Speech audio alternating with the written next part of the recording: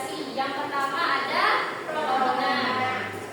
Nah, pronomina ini adalah kata ganti orang. Kemudian yang kedua ada kalimat langsung, di mana kalimat langsung ini berbentuk ucapan yang diucapkan secara langsung tapi dalam dialog. Biasanya ditandai dengan tanda apa itu? Tanda petik. Kemudian ada kalimat deklaratif dan interrogatif. Kalimat deklaratif itu kalimat pernyataan untuk menyatakan suatu informasi atau berita. Kemudian ada interrogatif itu kalimat yang menanyakan sesuatu. Yang mana seperti pembeli itu berarti bagian dari interrogatif apa deklaratif? Deklaratif. Ya, benar. Bukan. Itu interrogatif. Kemudian ada kalimat persuasif, di mana kalimat persuasif ini merupakan kalimat yang bertujuan untuk mengajak, membujuk, atau meyakinkan seseorang. Yang terakhir ada tuturan pasangan. Nah, tuturan pasangan ini merupakan bentuk tanya jawab antara pihak satu kepada pihak yang lain. Oke, selanjutnya di sini Ibu ada video. Nah, di video ini bisa kalian simak baik-baik. Kemudian nanti Ibu akan bertanya bagian struktur masing-masing dari video ini. Jadi kalian kayak menganalisis gitu dari video ini. Ya udah 51 deh. Mbak, kalau nama kira-kira dong, sekali senang aman. Ini 55.000 gimana? Pas, nggak bisa Mbak.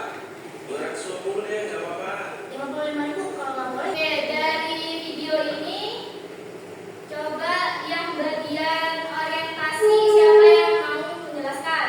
Ayo coba ya. Orientasi ada pada bagian awal. Contohnya pada bagian interaksi antara pembeli dan pembeli. Dan si pembeli menanyakan ada dua pilihan atau tidak pada si pembeli. Oke, teman-teman dulu.